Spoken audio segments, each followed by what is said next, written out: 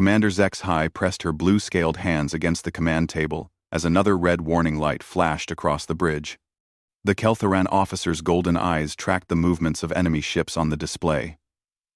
Behind her, the bridge crew worked frantically at their stations. Fear filled the air like smoke. "Sir, the Outer Rim colonies are gone," reported her communications officer, a young Thraxian whose feathers had turned pale with stress. "The Void Seekers consumed everything. No survivors. Aidendal. Aidendal." Zex-Hi's tail twitched with anger. 3 star systems in 2 days. Billions of lives snuffed out by the machine collective that ate worlds like fruit. The Coalition Defense Force had never faced anything like this before. "What about the evacuation fleets?" she asked. "Most made it out, but barely. The machines followed them through hyperspace. They're learning our tactics too fast." Dr. Yithmora, the ship's medical officer, approached the command station. The tall, thin Voxery had been treating wounded refugees all day. Her usual calm was cracking.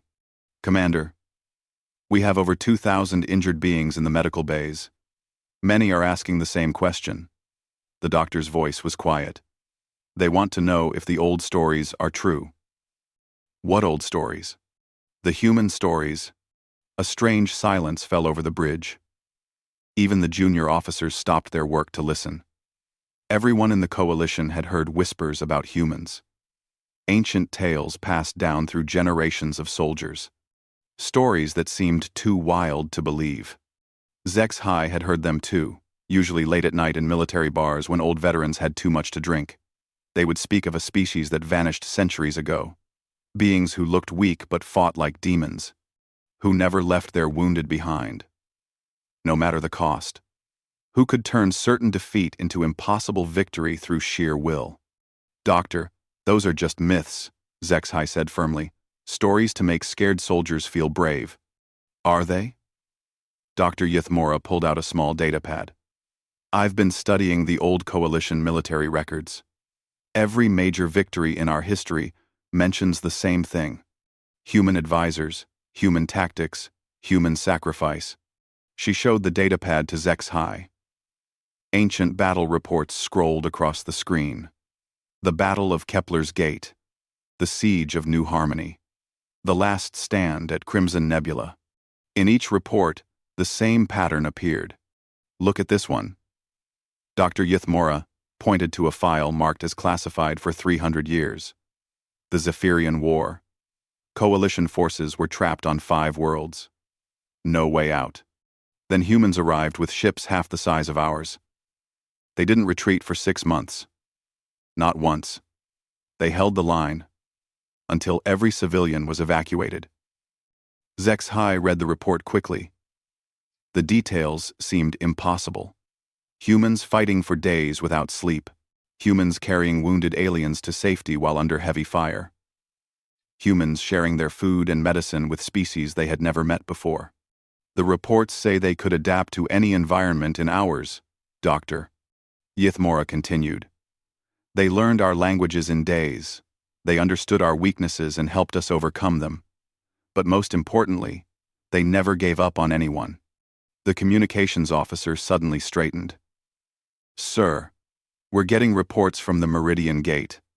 The last Coalition stronghold is under attack." Zex-Hi's blood went cold. The Meridian Gate was more than just a military base. It was where the Coalition Senate met, where families from across the galaxy came to study and work together.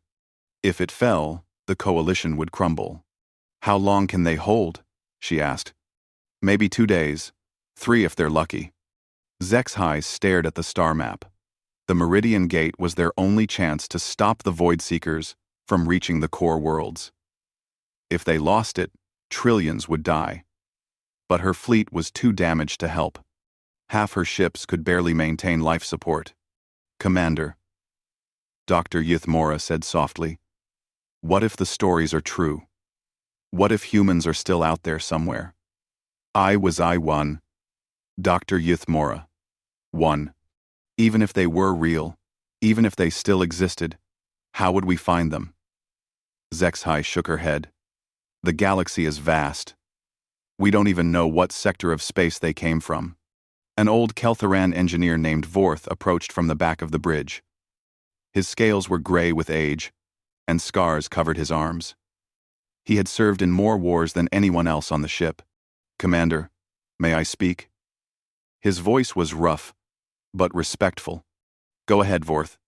I met one once, a human, during the border conflicts 40 years ago." The bridge went completely quiet.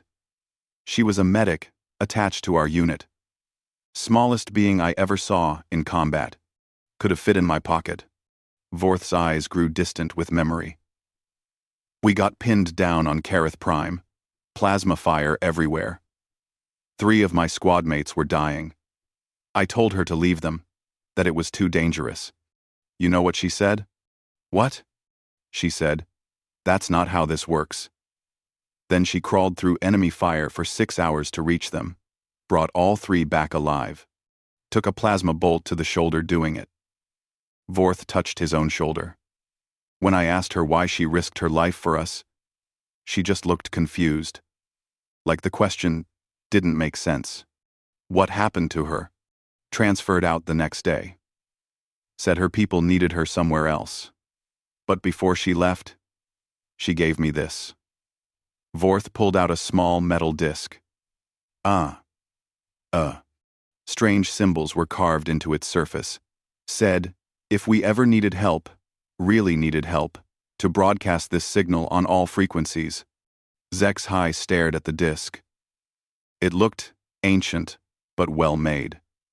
The metal was unlike anything she had seen before. "Vorth, why didn't you ever mention this before?" The old engineer shrugged. "Never seemed like the right time. And honestly, I thought maybe I dreamed it all up. But now, with the Void Seekers," he held out the disc. "Maybe it's worth a try." Dr. Yithmora was studying her datapad again. "Commander, there's something else. Every species in the Coalition has stories about humans. Different names, different details, but the same basic tale. Mysterious allies who appeared when hope was lost." Zexhai took the disc from Vorth. It was warm to the touch and surprisingly heavy. The symbols seemed to shift slightly in the light, as if they were alive. "Sir," the communications officer called out. "We're getting emergency signals from Meridian Gate. They're requesting immediate assistance." Zexhai looked around the bridge at her crew. Scared faces from 6 different species, all looking to her for answers. Behind them, thousands of refugees waited in the cargo bays, trusting her to keep them safe. She made her decision. "Signal all ships in the fleet. We're changing course for Meridian Gate." She handed the disc to her communications officer. "And broadcast this signal on all frequencies as we travel. If there are any humans out there listening, let them know the Coalition needs their help." As her ship turned toward the last battle, Zexhai wondered if she was chasing ancient myths or their only hope for survival. The Meridian Gate burned in the darkness of space. What had once been the Coalition's greatest fortress now looked like a wounded animal. Bleeding fire and atmosphere into the void. Massive Void-Seeker ships, dark as holes in reality, circled the station like predators around dying prey. Zexhai watched from her ship's bridge as Coalition defenders made their last stand. Energy beams crossed the battlefield in deadly patterns. Explosions bloomed and faded in silent fury. Every few seconds, another defender ship went dark. "How many Coalition vessels are left?" she asked. 43 confirmed active," her tactical officer reported. "But most are badly damaged. The Void Seekers have 200 ships minimum." Zexhai's claws dug into the command table. Her fleet was still 6 hours away. Too far to help. Too far to save anyone. She could only watch as the Coalition died. "Sir, Admiral Kethmos is requesting all ships abandon the station," the communications officer announced. "He's ordering a full retreat." "Denied," Zexhai said firmly. "If we retreat now, the Void Seekers reach the core worlds. We make our stand here or nowhere. But Commander, we can't win this battle. Maybe not, but we can make it cost them. Dr. Yithmora moved to stand beside her. The Vaxari medic was staring at her datapad with wide eyes. Commander, I'm detecting something strange. Energy signatures on the edge of the system. More void seekers? No, something else. The signatures are completely unknown. Zexhai frowned. The last thing they needed was another enemy. Put it on the main screen. The display changed to show the outer system. At first, Zexhai saw nothing unusual. Then, space itself seemed to shimmer, like heat waves rising from hot metal. The shimmer grew larger and brighter. What is that? Someone whispered. The shimmer exploded into light. When it faded, ships appeared where empty space had been moments before. Strange vessels with smooth hulls and unfamiliar designs. They moved with perfect coordination, as if controlled by a single mind. How many ships? Zexhai demanded. 57 confirmed. All of unknown design. They're beautiful. 5. The new ships were indeed beautiful. Where coalition vessels were built for function and void seeker ships were dark and terrible. These craft seemed to flow through space like living things. They gleamed silver-white in the starlight. Sir, we're receiving a transmission. It's on the old frequency. The one from the disk. Zexhai's heart stopped. Put it through. Static filled the bridge speakers. Then, a voice spoke. Clear and strong. The accent was unlike anything in the Coalition database, but the words were in perfect, common, galactic. Coalition forces, this is Captain Jin Su-min of the Human Defense Corps. We received your signal. We're here to help. The bridge went completely silent. Even the sound of the air recyclers seemed to stop. Someone dropped a tool, and it rang like a bell in the quiet. Did they say? Dr. Yithmora's voice was barely a whisper. Human. Zexhai finished. She activated her communicator with shaking hands. Captain Jin Su-min. This is Commander Zexhai of the Coalition Defense Force. We thought you were myths. A sound came through the speakers. It took Zexhai a moment to recognize it as laughter. Warm, genuine laughter. We get that a lot, the human captain replied. Commander, we're reading massive energy signatures around Meridian Gate. Void seekers? Confirmed. 200 ships minimum. They've been attacking for 6 hours. Our defenses are failing. Understood. Human Defense Corps is moving to assist. All coalition forces, please transmit your medical and engineering requirements. We're here to help everyone. We have now. Zexhai watched in amazement as the human ships changed course toward the battle. They didn't hesitate. Didn't ask for battle plans or tactical updates. They simply moved to help, as naturally as breathing. Captain, you should know the odds, Zexhai said. We're badly outnumbered. Many ships won't survive this battle. Another pause. Then, Commander, we've been watching the Coalition for a long time. You fight for each other. You protect the weak. You welcome strangers. Those are things worth dying for. The human ships reached the edge of the battle zone. Zexhai expected them to form battle lines, to coordinate with Coalition forces, to develop strategy. Instead, they did something completely unexpected. They headed straight for the damaged Coalition vessels. What are they doing? Her tactical officer asked. Rescue operations, Dr. Yithmora said with wonder. They're saving the wounded ships first. Rescue operations.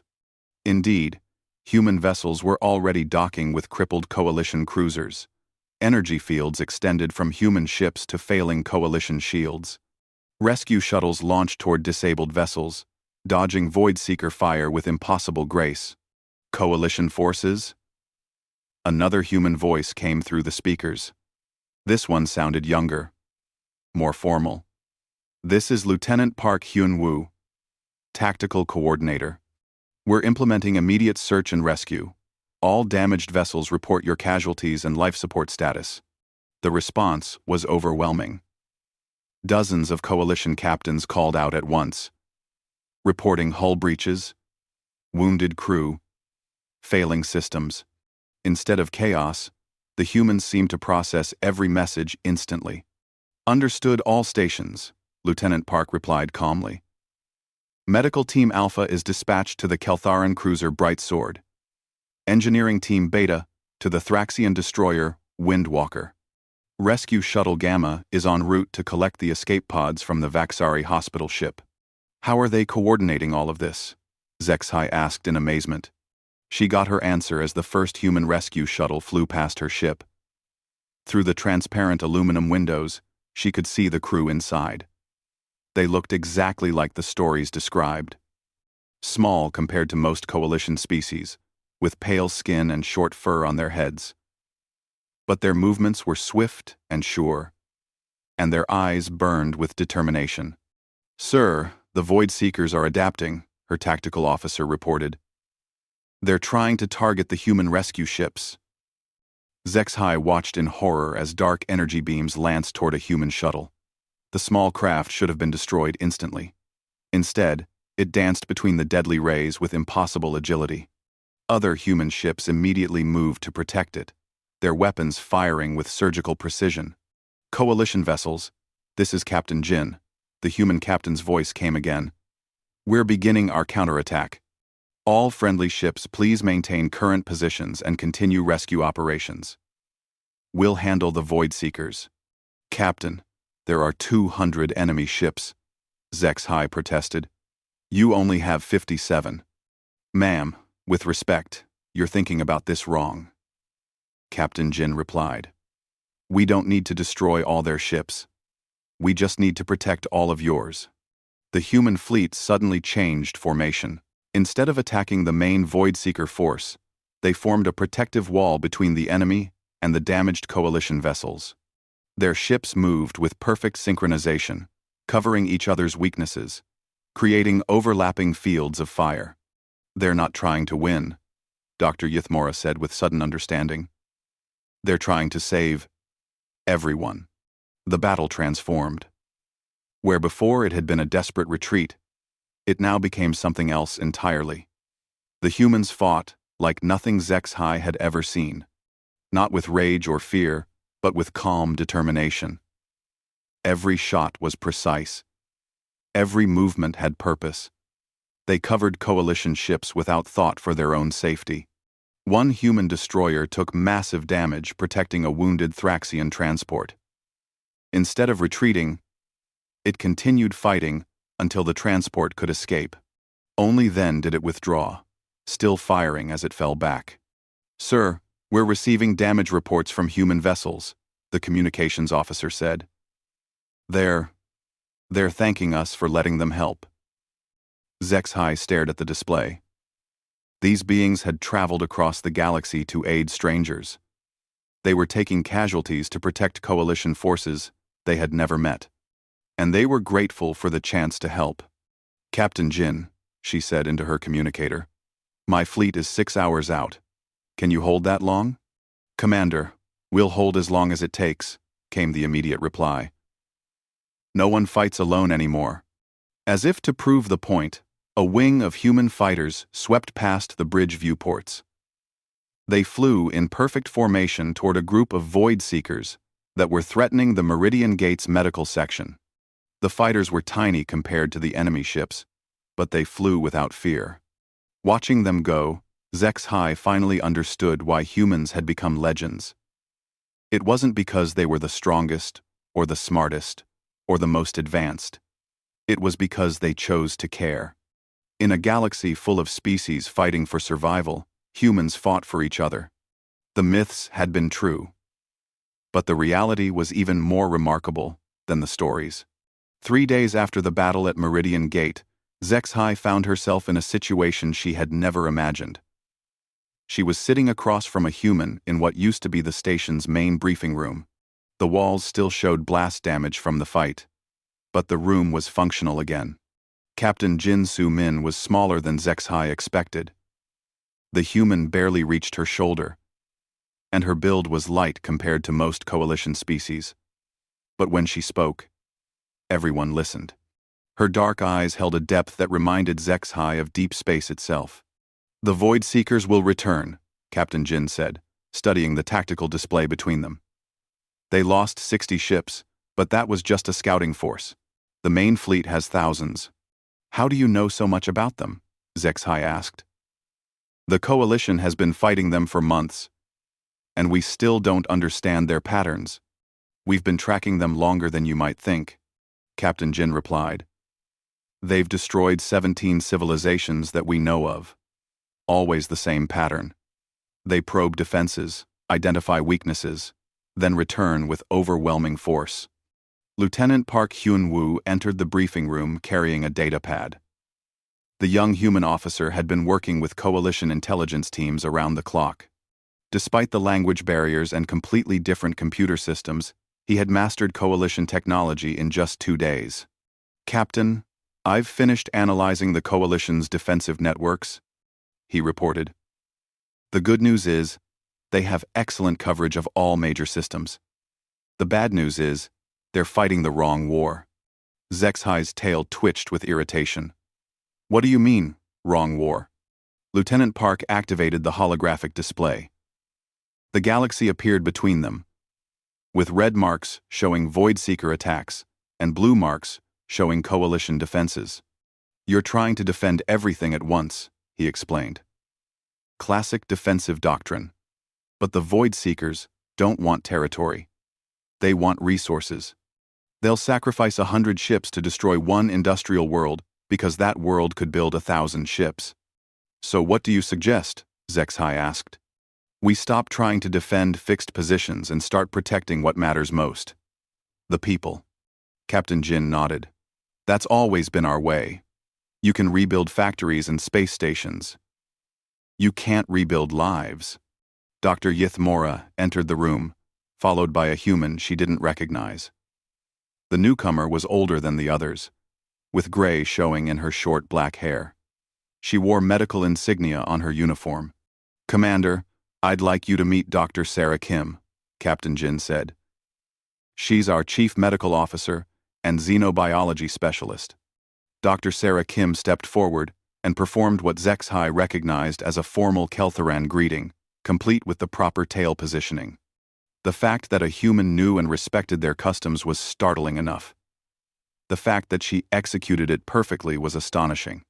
"An honor to meet you, Commander," Dr. Kim said in flawless Keltharan. "Dr. Yithmora has been teaching me about coalition physiology. Fascinating work." "You learned our language in 3 days?" Zexhai asked. Dr. Kim smiled. "Actually, Lieutenant Park's translation protocols did most of the work. But languages have always been easy for humans.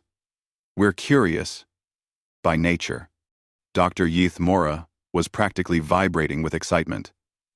"Commander, you need to see what Dr. Kim has shown me. Their medical techniques are incredible. They can treat injuries we consider fatal. More importantly," Dr. Kim added, "we've been sharing our knowledge. Dr. Yithmora's work on multi-species trauma care is going to save thousands of lives." Zexhai noticed something in the way the two doctors interacted. They moved like colleagues who had worked together for years, not strangers who had met days ago. Dr. Kim naturally deferred to Dr. Yithmora's expertise with coalition species, while Dr. Yithmora eagerly absorbed human techniques. "How do you do that?" Zexhai asked. "Form partnerships so quickly?" "Practice." Captain Jin replied simply. "Humans work better in groups. Always have. We learned a long time ago that the best way to help others is to let them help us too." The briefing room door opened again, and a massive figure filled the doorway. Master Sergeant Choi Min-jun was the largest human Zexhai had seen, though he was still smaller than most coalition soldiers. What made him imposing was his presence. He carried himself like a force of nature. "Captain, sorry to interrupt," he said. "But The mixed training units are ready for review. Mixed units? Zexhai asked. We've been working with your Marines, Master Sergeant Choi explained. Teaching human tactics, learning coalition strengths. The results are remarkable. Captain Jin stood. Commander, would you like to see what we've discovered? They walked through the station's corridors toward the training areas. Along the way, Zexhai noticed something strange. Humans and coalition personnel weren't just working together.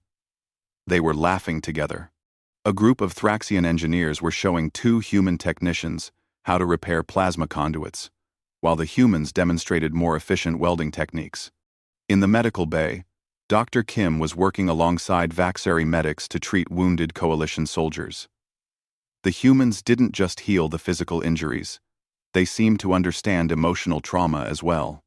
Zexhai watched a human nurse gently comfort a Keltharan child who had lost his parents in the attacks. Your people adapt remarkably fast, Zexhai observed.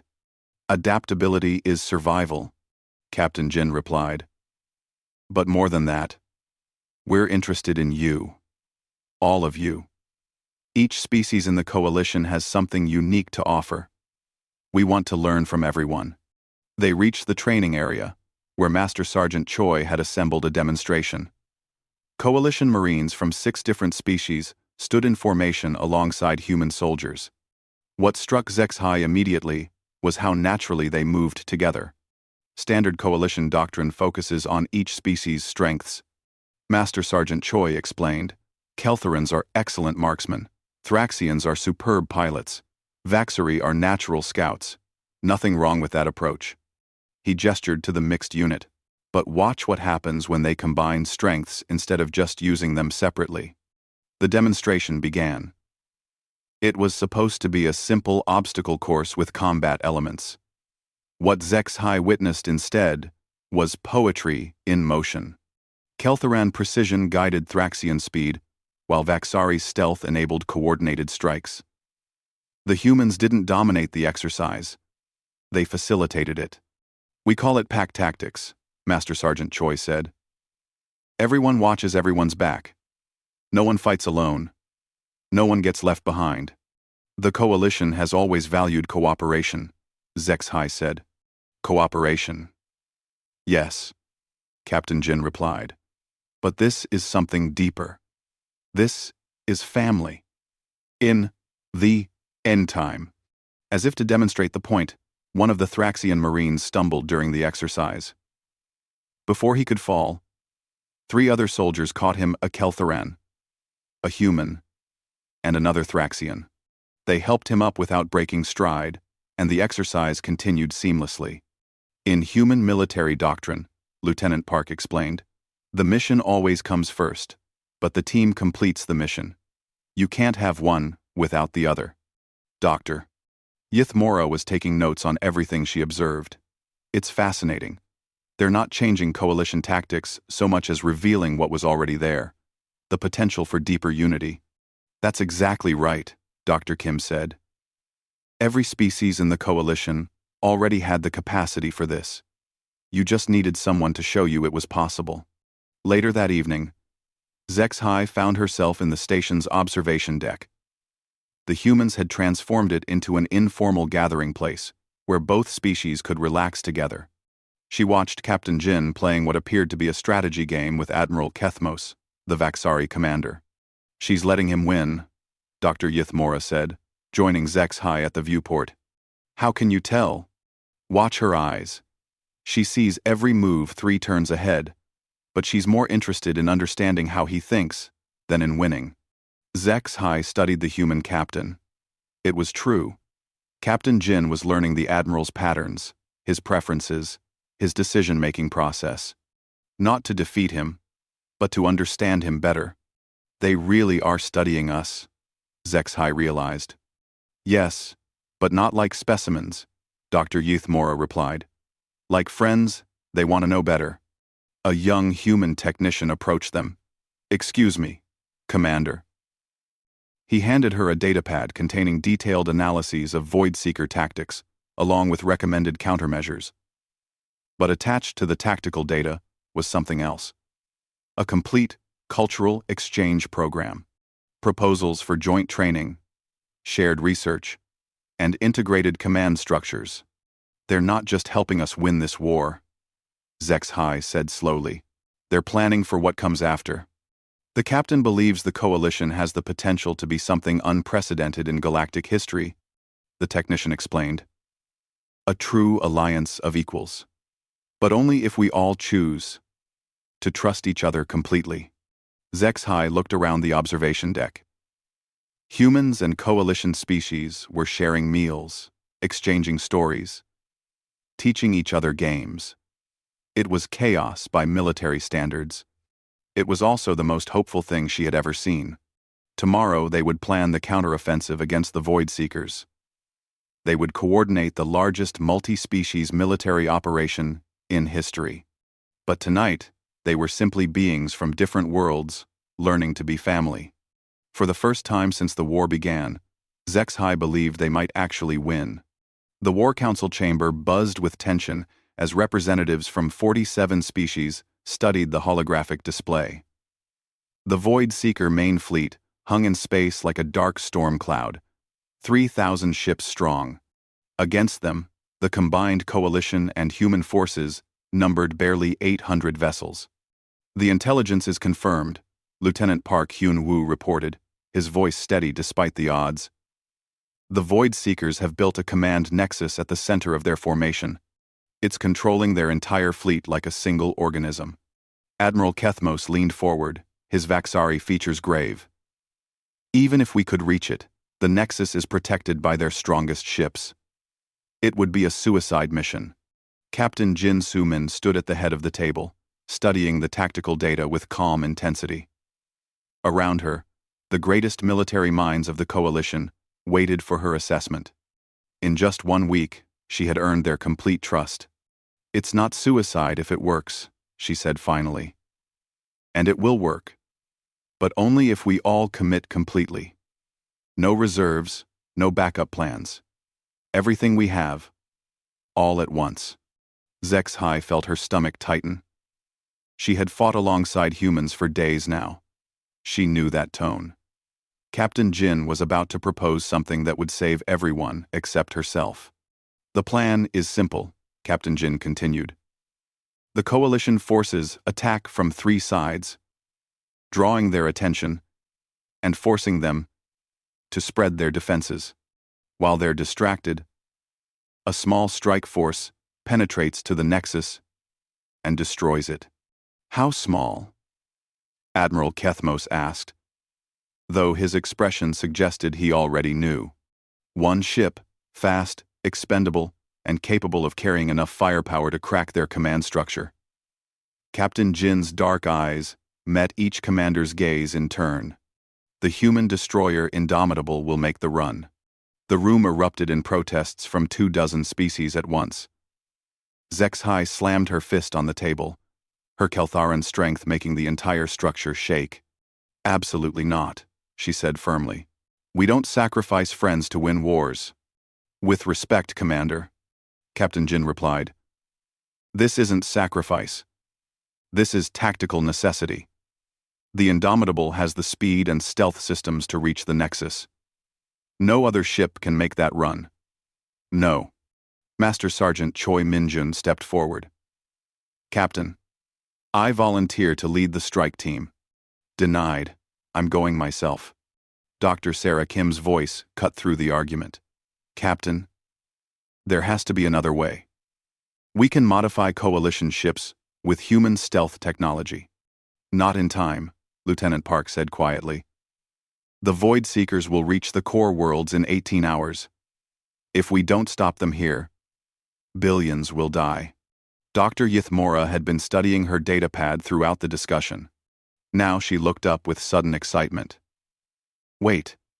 What if we're approaching this wrong? What if the strike force doesn't have to be expendable? All eyes turned to her. The Vaxari doctor activated her own holographic display, showing detailed scans of Void Seeker technology. I've been analyzing their command nexus with Dr. Kim. It's not just a control center. It's a massive computing matrix that processes information from every ship in their fleet. But like any computer, it has vulnerabilities. Such as? Admiral Kethmos asked. Feedback loops. If we could overload it with contradictory data, the entire system would crash. But it would take perfect timing from multiple sources. Captain Jin studied the data with growing interest. How many sources? At least 12, positioned around their formation. Each team would need to transmit specific frequencies at exactly the same moment. Zexhai felt hope rising in her chest. 12 ships could survive where one couldn't. Especially if they're not trying to destroy the Nexus. Just confuse it. But the timing would have to be perfect, Lieutenant Park warned. We're talking about nanosecond precision across light minutes of distance. One team misses their mark, and the whole plan fails. Then we make sure no one misses, Captain Jin said with growing excitement. This could work. But it means trusting coalition forces with our most advanced technology, and trusting humans with yours. Admiral Kethmos stood slowly. Captain Jin, 1 week ago, I thought humans were legends. Now you're asking me to bet my entire fleet on untested technology and unprecedented cooperation. Yes, sir. I am. The Vaxari admiral was quiet for a long moment. Then he smiled. Well, we've already seen that human legends tend to be true. Count us in. The next few hours passed in a blur of preparation.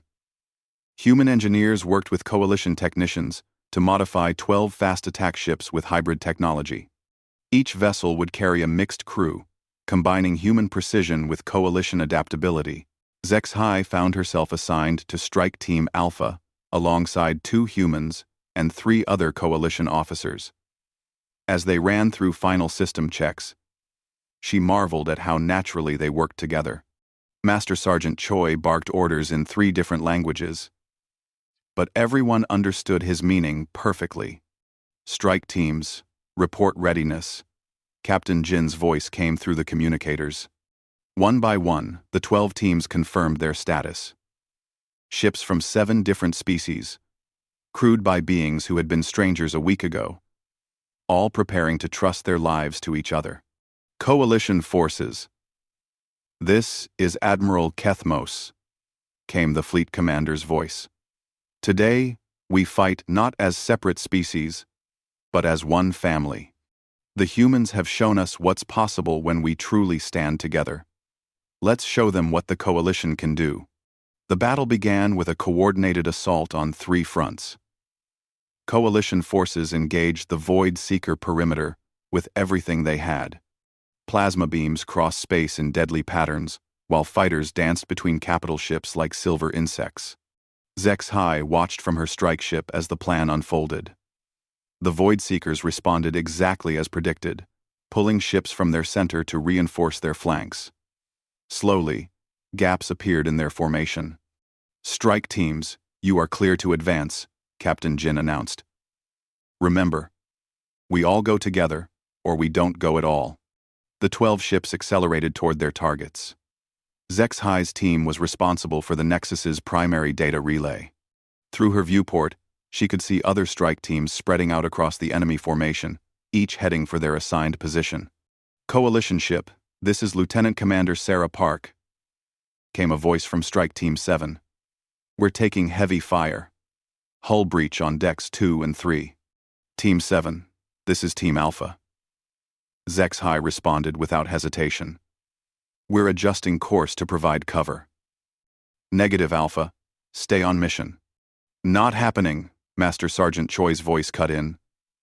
Pack tactics, remember? No one fights alone. Across the battle zone, other teams were having the same conversation. When Team 4's engines were damaged, Team 9 dropped back to escort them. When Team 11 lost navigation, Team 3 guided them to their target. This is beautiful, Dr. Yithmora said with wonder.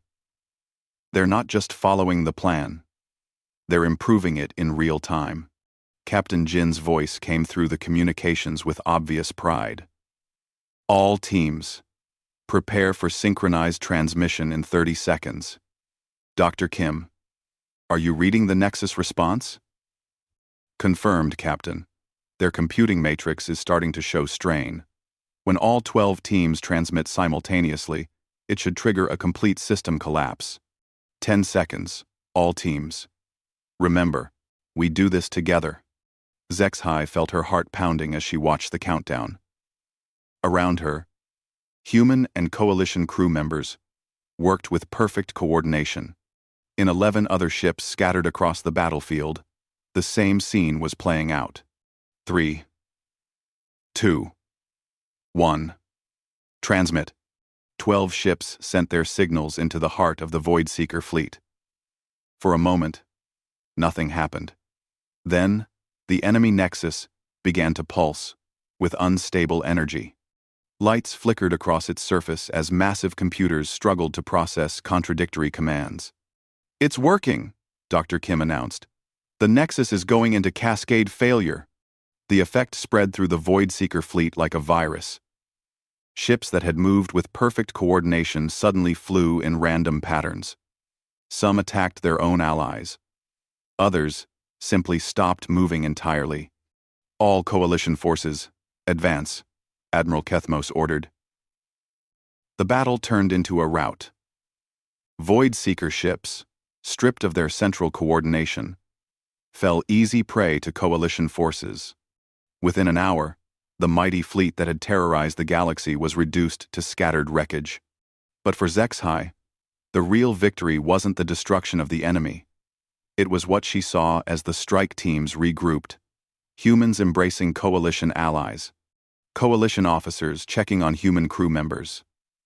12 ships worth of beings who had learned to trust each other completely. "Strike Team Alpha, this is Captain Jin," came the familiar voice. "Outstanding work, everyone. But I need to know, how did you coordinate those course adjustments? The plan called for fixed positions, but you adapted in real time." Master Sergeant Choi laughed. "Captain, these coalition folks are fast learners. They figured out pack tactics on their own. More than that," Zexhai added, "we figured out family." As the combined fleet regrouped around the debris of their enemies, Zexhai realized something profound had happened. The coalition had entered the battle as an alliance of separate species. They were leaving it as something new, something unprecedented. They were leaving it as one people, ready to face whatever challenges the galaxy might bring. 6 months after the victory at Meridian Gate, Zexhai stood in the newly rebuilt Coalition Senate chambers. The Great Hall buzzed with activity as representatives from 53 species prepared for the most important vote in galactic history. For the first time, humans sat among them as equals rather than mysterious allies. Captain Jin Su-min wore the formal uniform of a coalition admiral, though she still seemed uncomfortable with the attention. Lieutenant Park Hyun-woo, now a commander, sat beside her reviewing documents with the same quiet efficiency he had shown during the war. "The memorial ceremony begins in 1 hour," Dr. Yithmora announced, taking her seat next to Zexhai. The Vaxari doctor now served as head of the new Interspecies Medical Corps, working alongside Dr. Sarah Kim to share healing knowledge across the galaxy. Zexhai nodded, her thoughts heavy. They had won the war, but victory had come at a cost. 2,000 coalition lives lost, 800 human casualties. Each name was carved into the memorial wall in 12 different languages, a reminder that freedom was never free. "How many species are sending representatives to the ceremony?" she asked. "All of them," Dr. Yithmora replied with wonder. "The Xanthari Republic, the Free Merchant Clans, the Outer Rim Confederacy. Everyone wants to be part of what we're building." Senate President Veltar, a distinguished Thraxian elder, called the session to order. His feathers had grown silver with age, but his voice carried the strength of centuries of diplomatic experience. "Honored representatives, we gather today to vote on the Humanity Integration Proposal. But before we begin, Admiral Jin has asked to address the Senate." Admiral Jin stood slowly, her dark eyes scanning the assembled delegates. When she spoke, Her voice carried to every corner of the great hall. 6 months ago, you welcomed us as heroes. Today, you offer us a place among you as family. I want you to understand what that means to my people. She activated a holographic display, showing human ships alongside coalition vessels, crews working together, children of different species playing in station corridors. For centuries, humans watched the coalition from a distance.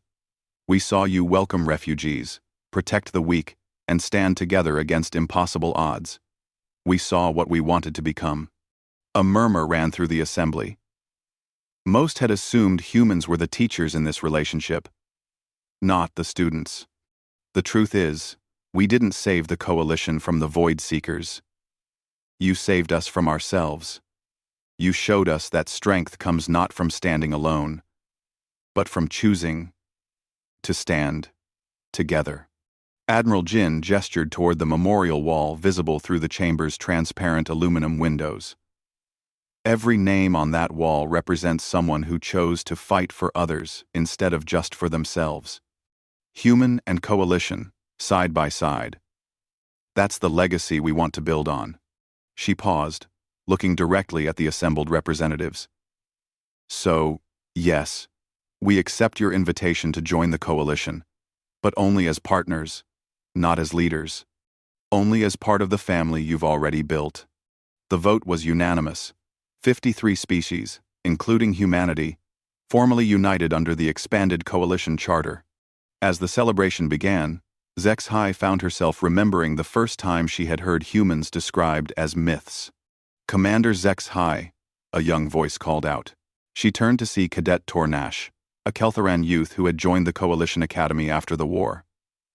His scales were bright green, with youth and enthusiasm. Yes, Cadet? I'm writing a report on the Void Seeker War for my history class. I wanted to ask you about the humans. Were they really as amazing as the stories say? HFY smiled, remembering asking similar questions about human myths, what seemed like a lifetime ago. What do the stories say? That they were super soldiers who never got tired. That they had weapons that could destroy entire fleets. That they were invincible in battle. Those stories are wrong, HFY said gently. The young cadet's face fell. Wrong? Completely wrong. Humans aren't super soldiers. They get tired just like everyone else. Their weapons are good, but not magical. And they're definitely not invincible. I saw humans cry. Humans make mistakes. Humans get scared. Then how did they save us? HFY looked through the chamber windows at the memorial wall, where beings from dozens of species were leaving flowers and tokens of remembrance. Humans and coalition members moved among them, comforting each other, sharing stories of the fallen. They didn't save us, Cadet. They taught us how to save each other. I don't understand. Come with me. HFY led the young Keltharan to an observation deck overlooking the station's main plaza. Below them, the aftermath of integration was visible everywhere. Human children played with coalition youngsters. Mixed crews loaded supplies for exploration missions to former Void Seeker territory. Veterans from both sides shared meals and stories. Watch that medical team. HFY pointed to a group working near the memorial. Human doctors learning Xanthari anatomy from Xanthari healers, while teaching them surgical techniques that save lives. Neither side could help those wounded refugees alone, but together they can heal anyone. The cadet watched in fascination as the medical team worked. They're all teaching each other. Exactly. Now look at that engineering crew. HFY indicated a group installing new shield generators on a coalition cruiser. Thraxian metallurgy, Vaxari electronics, human coordination protocols, and Keltharan precision assembly. The final product is stronger than anything any single species could build. Because they're combining their strengths? Because they're sharing them. There's a difference. HFY sat down on a nearby bench, gesturing for the cadet to join her. Before humans came, each coalition species was proud of what made them special. Keltharans boasted about their marksmanship. Thraxians bragged about their flying. Vaxari claimed the best scouts. What's wrong with being proud? Nothing. But pride can become a wall between people. We were so focused on being the best at our own things that we forgot how much better we could be at everything if we worked together. The cadet was quiet for a moment, processing this. So humans taught us to share instead of just cooperate? They taught us that sharing makes everyone stronger. A Keltharan who learns human tactics becomes a better soldier. A human who understands Thraxian flight patterns becomes a better pilot. But more importantly, they become better friends. Below them, Master Sergeant Choi Min-jun was leading a mixed unit through training exercises. The group moved with perfect coordination, each member covering the other's weaknesses and amplifying their strengths. "Look at Sergeant Choi's unit," Zexhai said. 3 months ago, those beings couldn't even pronounce each other's names. Now they fight like they share the same mind. Because humans taught them pack tactics? Because humans taught them family tactics. The difference between a pack and a family is choice. A pack works together for survival. A family works together because they care about each other. The cadet's scales brightened with understanding. That's why the coalition is different now. We're not just allies anymore. We're not even really the coalition anymore, Zexhai said with a smile. We're something new. Something that never existed before in the galaxy. What are we? Zexhai thought for a moment, watching humans and coalition species work side by side, building, learning, growing together, creating something beautiful from the ashes of war. We're proof that different doesn't mean separate. That strength comes from unity, not uniformity. That the best way to preserve what makes you special is to share it with people who care about you. The cadet was taking notes now, his young mind eager to capture every detail. For my report, should I write that humans are heroes? Write that humans are teachers, and students, and friends. Zexhai stood, preparing to return to the Senate chambers. Write that they reminded us who we were meant to be. As they walked back through the station corridors, they passed the memorial wall one more time. The evening light was hitting the carved names just right, making them glow like stars against the dark stone. "Commander," the cadet said quietly, "do you think there are other species out there like humans? Others who could teach us new things?" Zexhai paused, considering the question. In the distance, she could see ships preparing to leave for exploration missions into previously unknown sectors of the galaxy. Mixed crews, human and coalition, ready to discover what wonders awaited them among the stars. "I hope so, cadet. But more importantly, I think we're ready to teach them a few things too." They stood together in comfortable silence, watching the memorial names shimmer in the fading light. Each name represented not just a life lost, but a lesson learned. That courage was contagious. That sacrifice was meaningful. That love was the only force in the universe stronger than fear. The humans had kept their promise. They had shown the coalition how to save each other. Now, it was time to carry that lesson to the stars, to share it with whoever they found, waiting in the vast darkness between worlds. The myths had become reality, and reality, as it turned out, was even better than the stories.